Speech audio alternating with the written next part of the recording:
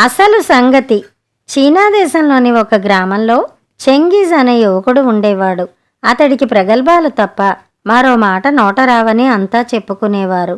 అతడంటే అభిమానం ఉన్న షంషేర్ అనే వృద్ధుడు మాత్రం అతడి మాటల్ని ఈసడించకుండా శ్రద్ధగా వినేవాడు. ఇలా ఉండగా ఒక రోజున చెంగిజ్ ఎక్కడికో వెళ్ళి షంషేర్ ఇంటికి వచ్చి, తాత, బాగా అలసిపోయాను, నీ ఇంట్లో ఏమైనా ఉంటే తినడానికి ఇవ్వు అన్నాడు. షంషేర్ ఇచ్చిన ఫలాలు అవి తిని అక్కడే నిద్రపోయాడు చెంగిజ్. అంత అలసట ఎందుకు కలిగిందో తెలియక ఆశ్చర్యపడుతూ షంషేర్ ఇంట్లోంచి బయటకు వచ్చేసరికి కొంతమంది గ్రామస్తులు అక్కడికి వచ్చి అతడి గురించి అడిగారు. చెంగిజ్తో పనేమిటి మీకు అంటూ షంషేర్ అడిగితే, అతన్ని సన్మానించాలి అంటూ వాళ్ళు జరిగిన విశేషం చెప్పుకుని వచ్చారు.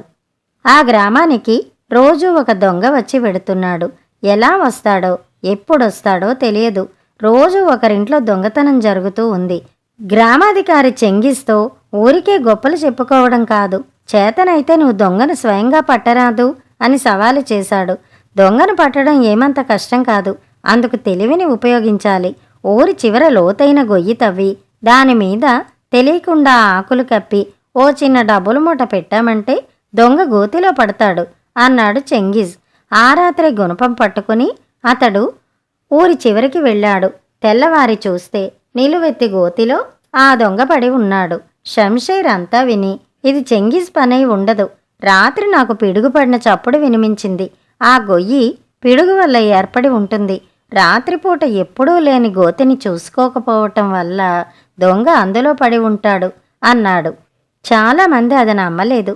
షంషేరు చెంగిజ్ని లేపి, రాత్రి నువ్వు గుణపం తీసుకుని వెళ్ళి ఏం చేశావో చెప్పు అని అడిగాడు.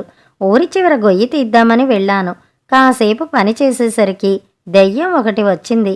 రాత్రి తెల్లవార్లు దెబ్బలాడుతూ కూర్చున్నాను. దిక్కుమాలిన దెయ్యం గొయ్యి తీయనీయలేదు అన్నాడు చెంగిజ్.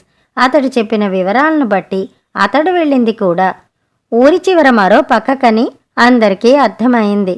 అక్కడ ఏ చెట్టునో చూసి దెయ్యమని భ్రమించి భయపడి ఏ పని చేయకుండా ఓ మూల కూర్చుని తెల్లవారగానే అతడు ఊళ్ళోకి పారిపోయి వచ్చాడని అందరికీ అర్థమైంది.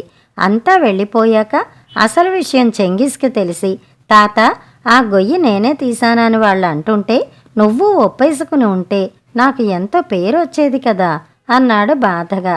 కాస్త పని చేస్తే బోలెడు ప్రగల్భాలు పలుకుతావు. నువ్వు దొంగను పట్టేటంత గొయ్యి తీస్తే నాకు చెప్పకుండా ఉంటావా అన్నాడు షంషేర్. ఈ మాటలు వినగానే చెంగిజ్కు చచ్చేటంత అవమానమైంది. ఆ తర్వాత నుంచి అతను ప్రగల్భాలు చెప్పడం మానేశాడు. కథ సమాప్తం. హంసల జంట. పూర్వం తామ్రలిప్తిలో విద్యుల్లేఖ, ధర్మసేనుడు అనే భార్యాభర్తలు ఉండేవారు.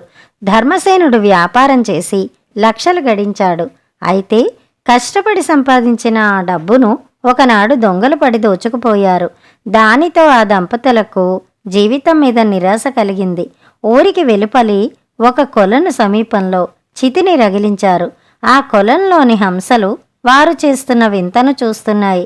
ఈ వైశ్య దంపతులు కూడా ఆ హంసలను చూస్తూ చితి మీదకి ఎక్కారు. మరు క్షణంలో వారు ప్రాణాల్ని కోల్పోయారు. అయితే చివరి క్షణాల్లో హంసల మీద దృష్టి పెట్టి చనిపోవటం వల్ల పునర్జన్మలో వారు ఇద్దరూ 2 హంసలుగా ఆ తామర కొలంలోనే పుట్టారు. ఈ 2 ఆ కొలంలో కొంతకాలం పాటు సుఖంగా జీవించాయి. ఇంతలో వర్షాకాలం వచ్చింది. ఈ 2 హంసలు తామర కొలను వదిలిపెట్టి దగ్గరలో ఉన్న ఒక ఖర్జూరపు చెట్టు మీద గూడు కట్టుకుని నివసింపసాగాయి. ఇలా కొన్నాళ్లు గడిచాయి. ఒకనాడు ఆడహంస ఎక్కడికో వెళ్లిన సమయంలో తుఫాను వచ్చింది. పెనుగాలులు వీచాయి.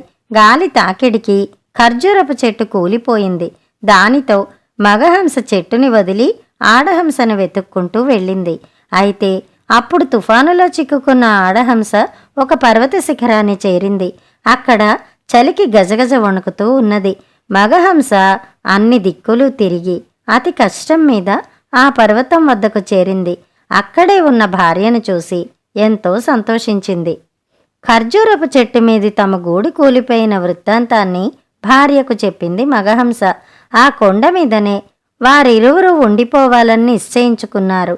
అయితే అది సురక్షిత ప్రాంతం కాదని ఆ పక్షులకు తెలియదు.